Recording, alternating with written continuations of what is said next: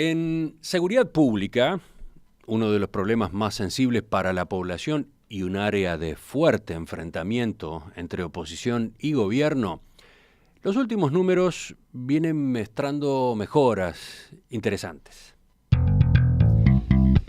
El último informe del Observatorio Nacional sobre Violencia y Criminalidad, presentado el jueves pasado, arrojó que en la comparación del primer semestre del año con igual lapso de 2016, se registraron descensos de 7,1% en la cantidad de homicidios, 10,6% en las rapiñas, 3,6% en los hurtos. Al mismo tiempo se constata que los delitos aparecen fuertemente concentrados en la zona metropolitana de Montevideo y, sobre todo, en los barrios del oeste y el norte de la capital. ¿Cuál es un primer balance a partir de estas estadísticas? ¿Qué líneas de acción van a desarrollarse a partir de ahora? Vamos a conversar en los próximos minutos con el ministro del Interior, Eduardo Bonomi. Ministro, buen día, gracias por acompañarnos. Buen día, un gusto. Es la segunda vez que hablamos en pocos días. La anterior fue el martes de noche en Telemundo. En esa ocasión no le pregunté por seguridad pública. Casi no hablamos de seguridad pública. Hoy sí vamos a ir por ese lado, aprovechando las cifras que se conocieron después, que se conocieron el jueves. Vayamos... Que son hasta fin de junio, ¿no? Sí, es primer semestre, ¿no? Sí, primer semestre. Hasta el 30 de junio. Empecemos por el capítulo rapiñas. El informe indica que en la comparación del primer semestre del año con el mismo lapso de 2016 se produjo un descenso de 10,6%. Es una caída considerable. ¿Cómo explica usted esa evolución? Y además agrego que eso se da sobre la baja del año pasado, porque el año pasado hubo una baja menor, que fue un poco menos del 4%, y se suma, ¿no?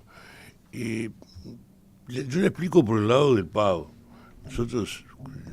El PAO es el Programa de Alta Dedicación Operativa. No sé si toda la gente tiene bien entendido de qué se trata. Sí, es el programa de alta dedicación operativa que generalmente se lo ve como 3 policías que están caminando sobre una cuadra o 2, pero que esa es la parte que se ve. La parte que no se ve surge de un análisis criminalístico que se basa en los puntos calientes, los puntos donde se producen mayor cantidad de delitos en el año, mayor concentración de delitos, y eso se modifica día a día. Y hay un grupo de análisis criminal que funciona todos los días, que va viendo cómo se mueve, pequeños movimientos que hay, y los policías que tienen alta dedicación se mueven atrás de los cambios que produce la delincuencia. ¿Qué significa alta dedicación en este caso? Significa no mayor horario, sino que no tienen horario de ingreso ni se los puede variar día a día el horario de ingreso, y tampoco zona fija. Y nosotros esto lo habíamos hecho en el 2015, pero cuando se movían los delincuentes no podíamos seguirlo porque los policías tienen horario fijo, igual que todo empleado, funcionario del Estado, y tienen horario fijo y zona fija. Esto rompe un poco ese esquema, y para eso tienen un complemento que es aproximadamente el 30%, el 33% del sueldo. Hoy, ¿dónde están desplegados básicamente los operativos del PADO? Y como usted lo dijo, en la zona 3 y 4, que es el oeste de Montevideo y el noroeste, pero no en toda esa zona, sino son 28 circuitos. Circuitos son, puntos calientes son los puntos de 10 metros donde se concentran los delitos, más de 10 o 15 delitos en el año. Segmentos son una cuadra o 2, donde existen varios puntos calientes, y circuito es la zona que abarca esos segmentos y puntos calientes sueltos. Son 28 en total en Montevideo, que existen solamente en la zona 3 y 4. Ahí es donde se ve esto, y la baja que se produce en esos lugares es mucho mayor que la que estamos hablando de todo el país, porque el acumulado desde fines de 2015 a la fecha de baja las rapiñas es el 12%. Pero en esos lugares supera el 40%, en algunos, en otros no. Mirando el detalle por departamentos, son claras las caídas en la cantidad de rapiñas en Montevideo, Canelones, Colonia, Maldonado, Rocha.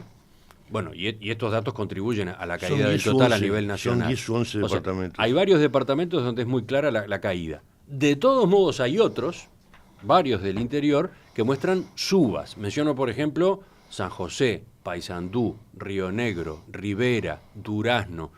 ¿Cómo se interpreta ese comportamiento diferenciado?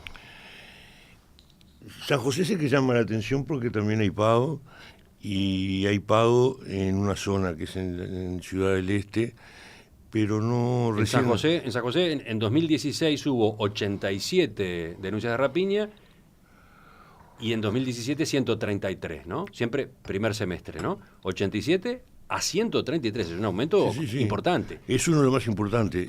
Lo más importante yo creo que son San José y Salto. Paysandú ha habido una suba, pero es baja la suma, y yo creo que ahí está controlado, que se va a producir la baja también. Sí, en Salto se dio un aumento de más del 100%, ¿no? De 40 a 85 denuncias de rapiña. Sí, ahí hemos hecho cambios. En San José no.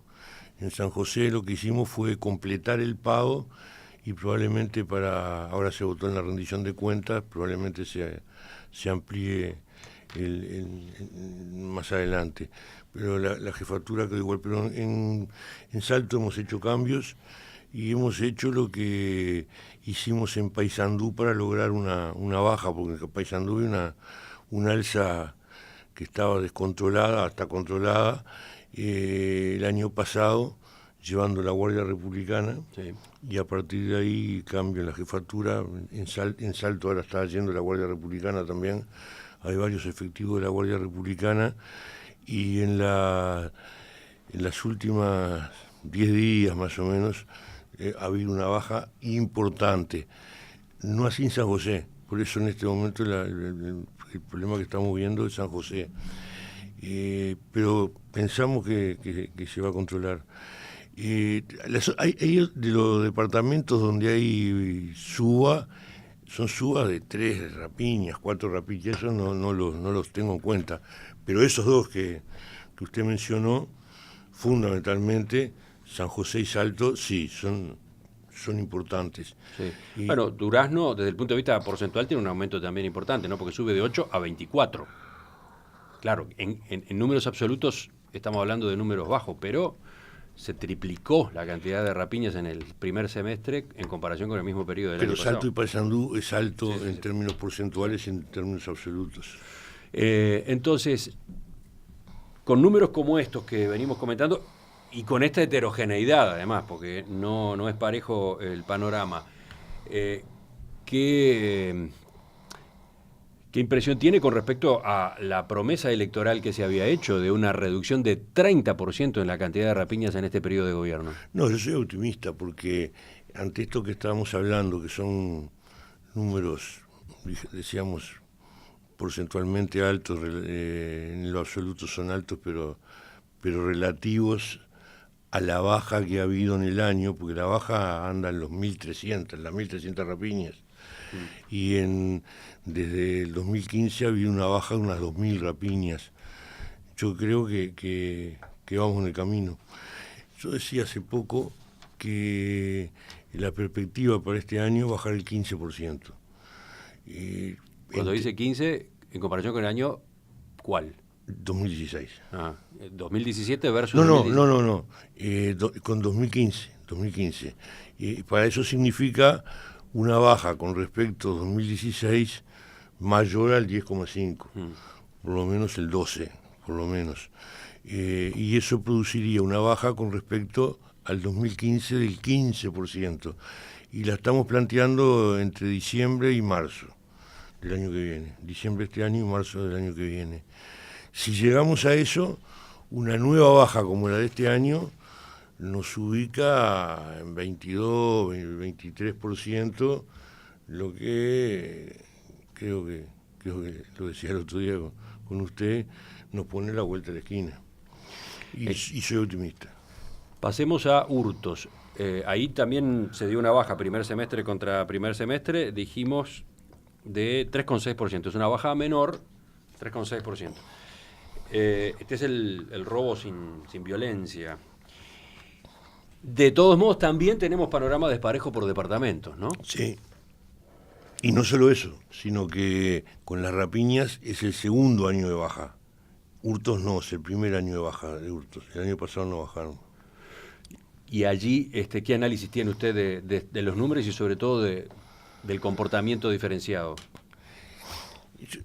El análisis ahí es diferente, porque en el hurto entra todo, ¿no? Entra todo lo que... Y si le roban a uno, no sé, una medalla, entra dentro del hurto.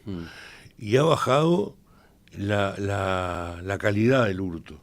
O sea, ¿Qué es eso de la calidad? La calidad, digo, antes el hurto entraba en hurto, que no quiere decir que no lo sigan haciendo, sino que lo hacen pero en menor cantidad.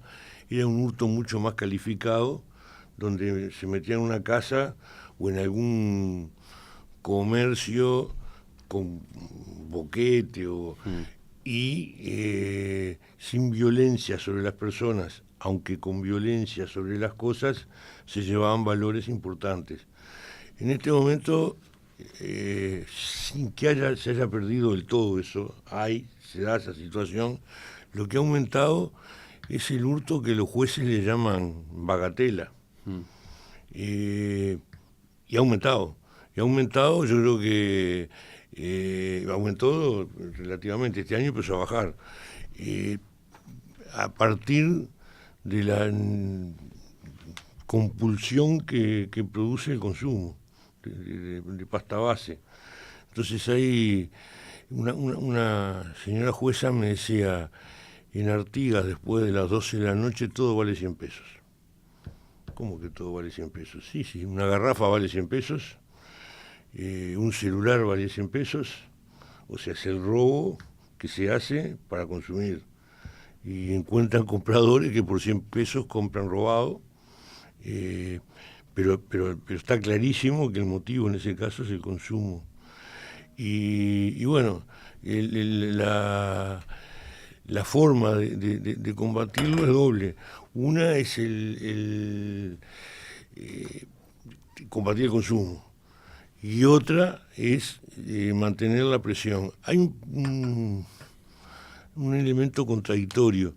La baja de los delitos, de los homicidios que se está produciendo junto con la baja de las rapiñas tiene mucho que ver con que el territorio donde se producen más rapiñas es el mismo que donde se producen más homicidios. El de los hurtos en algunos casos así y en otros no. La zona de los hurtos cambia.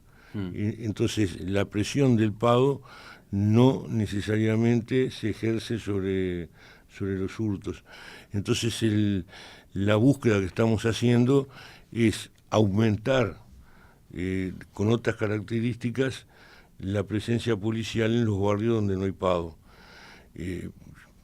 Fuera del micrófono recién hablábamos que en la educación policial ha habido un cambio, que es que todo el que entre a estudiar para la escala básica o para oficial, como cadete para oficial, ya hace un tiempo que el 50% del estudio es praxis. Y la praxis es la mitad. ¿Praxis quiere decir estar en la calle trabajando? Sí, es la combinación de la teoría con la práctica, pero aplicando en la práctica lo que se le enseña como teoría. Entonces tiene que estar en la calle. Y el patrullaje.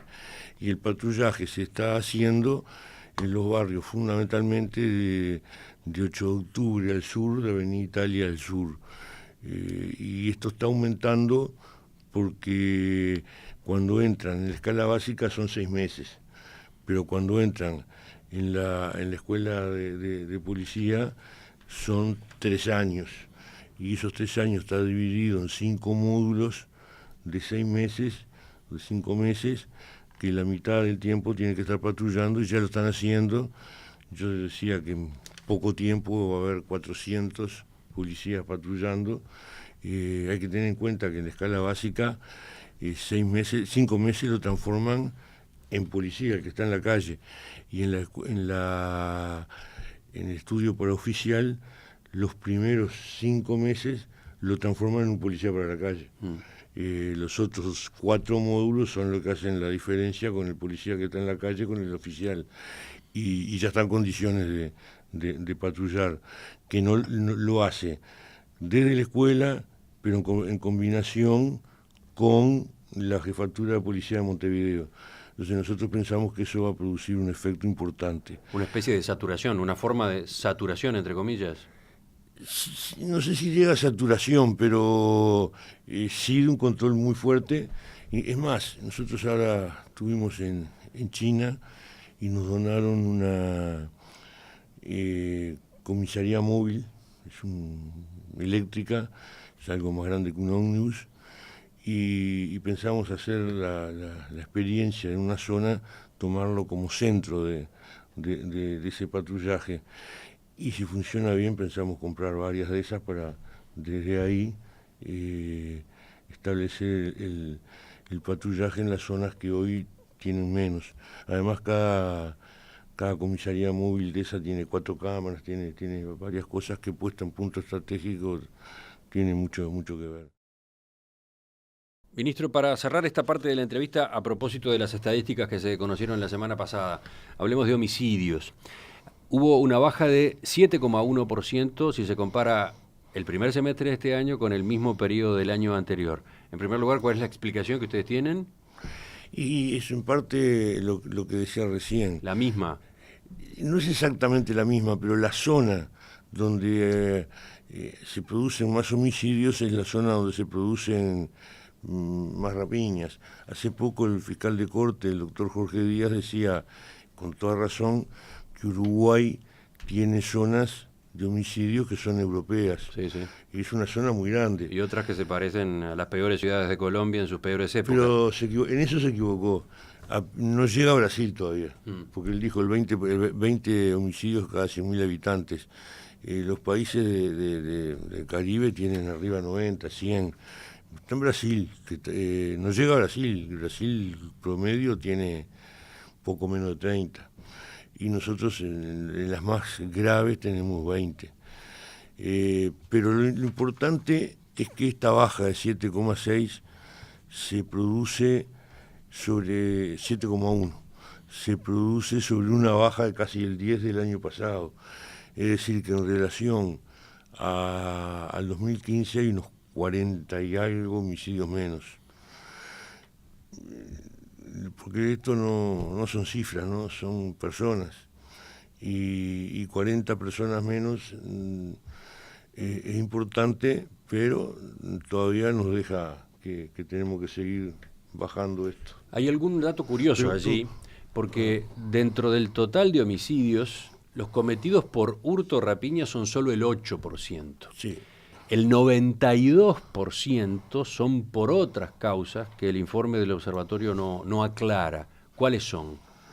Bueno, siempre los homicidios por hurto o rapiña fueron relativamente bajos. Creo que el máximo al que llegó fue el 21%. Pero los otros son algo que hemos estado diciendo hace mucho tiempo, que la gente no lo toma en serio, que es el conflicto entre delincuentes. No lo toma en serio porque cree que nosotros decimos eso como diciendo, no se preocupe, mire que por hurto son pocos. No, a nosotros nos preocupa mucho, porque el conflicto entre delincuentes, donde hace algún tiempo se daba con tiros por debajo de la cintura, ahora se dan por arriba de la cintura, y eso lleva a que está en ese enfrentamiento pierde el respeto por la vida. Y cuando pierde el respeto por la vida, pierde por la vida, no pierde por la persona con la que se está enfrentando, que considera su enemigo. Entonces después cuando va un hurto, una rapiña, también va con esa cabeza de pérdida del respeto por la vida. Entonces eso ha aumentado muchísimo, y eso aumentó a partir del 2012, porque hasta el 2011 los ajustes de cuenta, como le decíamos en aquel momento, se producían de la cintura para abajo. Después se empezó a producir de la cintura para arriba, le seguíamos diciendo, ajuste de cuentas, pero ya no es ajuste de cuentas, porque ajuste de cuentas es usted no pagó y entonces le toman represalias, usted hizo algo y toman represalias, ahora están en una especie de guerra por territorio, guerra por mercado, y eso produce un alto nivel de porcentaje de homicidios. Y el otro, que es lamentable, es la violencia doméstica, porque la violencia doméstica es, en términos policiales solamente, es muy difícil de controlar, y es algo que abarca a la sociedad en términos culturales, educativos, y es más lento. Las denuncias por violencia doméstica, en esta comparación semestre contra semestre, crecieron 12%. Las denuncias, no quiere decir que estemos hablando necesariamente de homicidios, pero las denuncias. Sí, nosotros tenemos la duda, lo hemos manifestado, si realmente aumentó tanto el delito o se clarificó el delito, porque muchas veces iba disimulado en otras cosas, daños, riñas y disputas. Ahora el policía que toma o la policía que toma la denuncia, o los becarios en este momento, diferencian bien por cuál es el motivo de la riña, y entonces lo toma como violencia doméstica. ¿Cuál es el motivo de lesiones? Y lo toma como... Pero nos parece que hay las dos cosas, que ha habido aumento de la denuncia y aumento del delito. Ahora, volviendo al crecimiento de los homicidios, de esto que podría llamarse ajustes de cuentas, ¿qué está haciendo el Ministerio del Interior? Bueno, el Ministerio del Interior eso lo está trabajando no solo como homicidio, sino como crimen organizado. Y ahí hay una dificultad, el fiscal de corte la ha señalado varias veces, yo creo que va camino a solucionarse mejor, que es que muchas veces cuando se investiga esto, se investiga desde el punto de vista judicial, porque yo no quiero que se pierda de vista que el que investiga es la justicia. No es la policía. Sí, el fiscal de corte dice, y lo dijo justamente en una entrevista hace pocos días que le hicimos, que no hay que investigar estos hechos de manera aislada. Claro. No hay que investigar uno de estos homicidios de manera aislada. Claro, él lo dice, yo lo entiendo perfectamente cuando lo dice, pero él no lo aclara. Entonces la gente cree que él se queja de la policía. Y él no se queja de la policía. Él se queja del sistema de investigación judicial, porque el juez investiga lo que le cae en el turno. Entonces le cae un homicidio en el turno y investiga ese homicidio. Y otro homicidio cae en otro turno y lo investiga otro juez. Sin embargo, está conectado muchas veces. El caso más claro, yo creo que lo he dicho acá, el caso más claro es cuando mataron a una bebé de 1 año y medio en la zona 4, en el Cerro, en la zona del Cerro, y al tío la bebé. Y a los pocos días mataron 2 traficantes paraguayos en Yanatacio, creo, y la policía los quiso juntar, porque eran los mismos. Y la justicia no pudo, porque uno cayó en un turno, otro cayó en otro. Y bueno, el del Casabo se investigó inmediatamente, se encontraron los responsables, se los procesó, a partir de eso se pidió orden de allanamiento para... No, yo no puedo, esto fue en otro turno. Los jueces habían renunciado al caso por razones de proximidad con el caso, hubo como 2 meses que no tuvo juez, y bueno, no se pudo investigar. Entonces lo que ahora se plantea es que con el cambio del Código de Proceso, cuando investiguen los fiscales, haya una orden de juntar los casos y investigarlos, digamos, en conjunto. Eso es lo que se puede hacer a nivel de la justicia, pero a nivel de la policía, a nivel del Ministerio del Interior. La policía ya lo tiene muchas veces investigado, pero no puede profundizar más, porque necesita orden de allanamiento, necesita órdenes que tienen que dar los jueces, y los jueces no la dan en la medida que no unificaron. Y no es un problema de los jueces, entendamos, ¿no? Porque uno puede decir, no los jueces, no, es el sistema que está establecido, y eso se cambia a partir de unos meses. Enseguida completamos esta entrevista con algunas preguntas más. Creo que no queda mucho tiempo, porque usted tiene que irse al Consejo de Ministros, sí, ¿no? Pero vale la pena profundizar en 2 o 3 aspectos. Ministro, veníamos revisando las cifras que dio a conocer la semana pasada el Observatorio de Criminalidad del Ministerio del Interior. Vemos qué pasó en materia de rapiñas, hurtos. Estamos con los homicidios, en los 3 casos con caídas, pero con algunos matices que vale la pena considerar. Vuelvo a los homicidios. De los 130 homicidios que ocurrieron en el primer semestre, el 66% de las víctimas no tenían antecedentes penales. 66% no tenían antecedentes penales. 34 tenían un legajo criminal.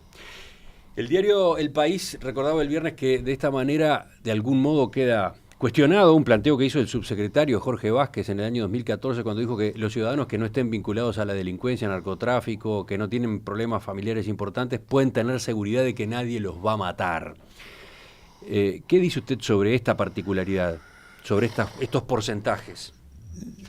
No me meto con la comparación, pero yo creo que incluso los que fueron asesinados en lo que es enfrentamiento entre delincuentes, muchos de ellos tampoco tenían antecedentes.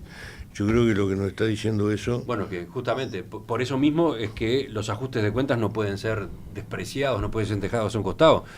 En los ajustes de cuentas no mueren solo, entre comillas, delincuentes, ¿no? No, yo me estoy refiriendo a que mueren delincuentes que no tienen antecedentes.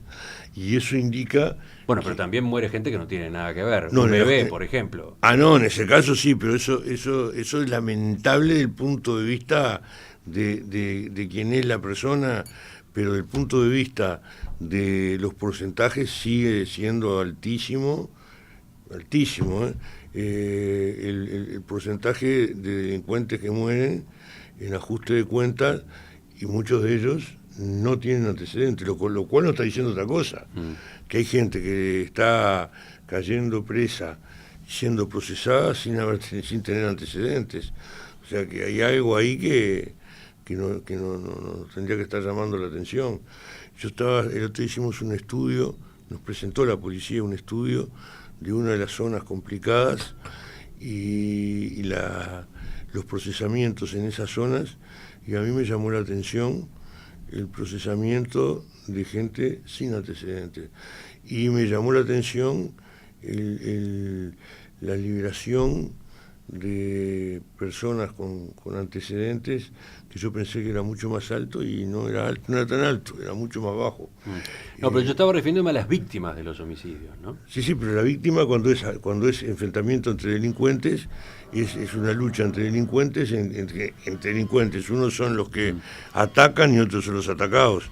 Dentro de los atacados, que son delincuentes, hay muchos que no tienen antecedentes judiciales, no fueron procesados. Sí tienen una cantidad de delitos atrás.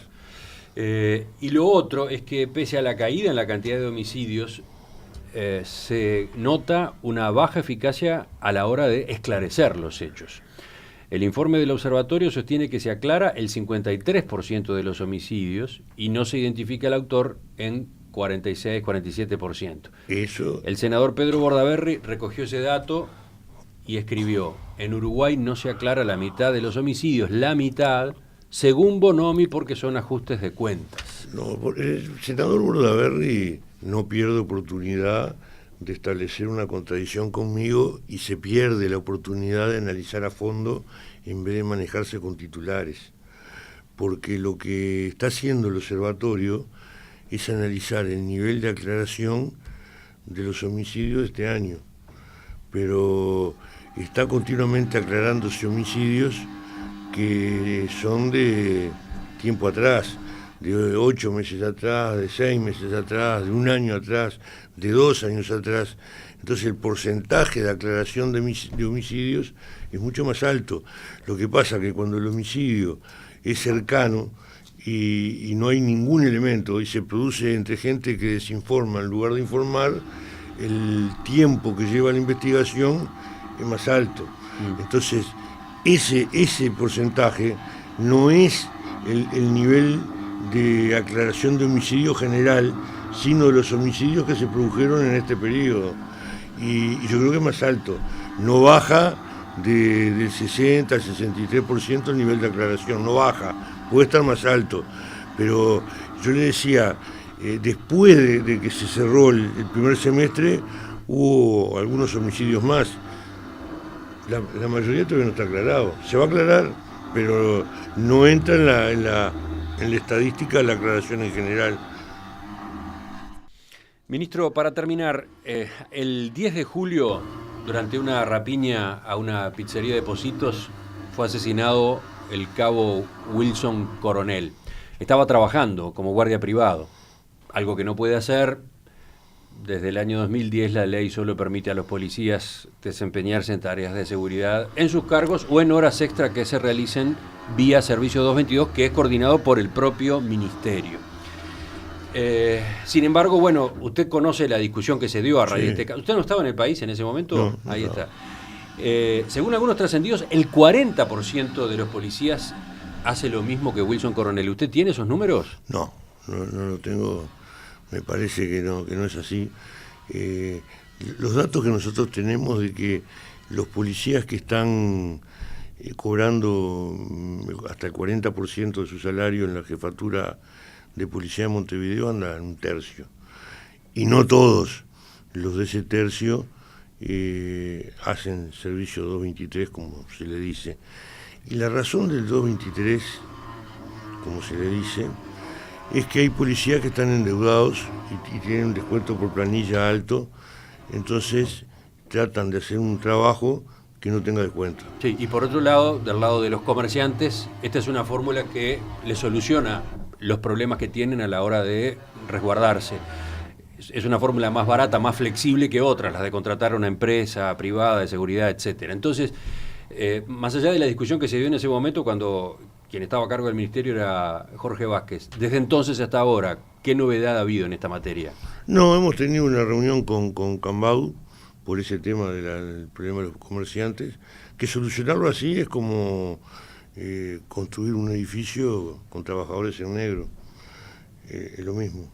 O sea, es un problema que más que de la policía es del Ministerio de Trabajo. Y nosotros le hemos dicho al comerciante cuáles son las posibilidades. O el 222, el problema es que el policía muchas veces no lo quiere hacer porque tiene descuento. Y lo que quiere es un trabajo sin descuento. O el eventual. Pero el eventual también tiene descuento, pero el eventual no lo hacen los policías, los hacen civiles que se preparan como policías al punto que pueden revestir en la jefatura y la jefatura mandar como eventual a un policía que tiene 10 años. Eso tiene el costo de un policía, no del 222, es mucho más barato. El problema que tiene es que capaz que el comerciante lo necesita por 3 horas. Esa es la respuesta que han dado justamente desde Cambado. Bueno, nuestro problema es que podemos precisar a un guardia durante 2 horas o 3 horas en tal momento del día y otro tanto en otro momento. Si tenemos que contratarlo por un tirón, no sirve. Sí, nosotros le hemos dicho que muchas veces ellos mismos contratan en una zona a alguien por 8 horas que repartido. Y dice, sí, pero no lo podemos hacer siempre. Bueno, no nos traigan cómo lo van a repartir, tráiganos cuáles son las necesidades, capaz que la distribución la hacemos nosotros. Entonces le pedimos que nos llevaran las necesidades, todavía no las hemos recibido. Pero si nos traen a alguien que necesita un policía no, un eventual, que es un policía, 4 horas de noche, y otro que necesita 3 horas de tarde, nosotros vemos cómo hacemos la distribución. ¿Pero y se va a seguir con la política de denunciar ante la justicia cada caso que se verifique de contratación de un policía por fuera del 222? Tiene que tener claro que el que contrata un policía que está fuera de funciones no está contratando un policía, contrata una persona que se cuida de no actuar como policía realmente. Por ejemplo, en este hecho que estamos hablando, el policía desenfunda, guarda el arma atrás y no la usa. Y lo deja venir al delincuente hasta que el delincuente le tira a él. Y él no tira. ¿Y por qué no tira? No tira porque tiene 2 temores. Uno es administrativo y otro es judicial. Entonces no usa el arma, pero mide lo que puede pasar más adelante y no mide lo que puede pasar en el momento. Pero la pregunta es, ¿la política va a seguir siendo la de la denuncia ante la justicia? No sé si la de la denuncia. ¿O se va a flexibilizar en busca de justamente alternativas que satisfagan a todas las partes? Puede ser complementario. puede hacerse, seguirse con la denuncia y buscar la alternativa. La alternativa ya le planteamos, tráiganos las necesidades que nosotros buscamos, cómo hacemos con esto. Pero ya le digo, si se contrata a un trabajador de la construcción en negro, el Ministerio de Trabajo lo denuncia inmediatamente. Ministro Eduardo Bonomi, gracias por acompañarnos esta mañana. No, gracias a ustedes. Lo dejamos irse, a ver si llega en hora al Consejo de Ministros. ¿Es puntual? ¿Estrictamente puntual eso? Es estrictamente puntual. Bueno, entonces va a tener que correr. Sí. Hasta la próxima.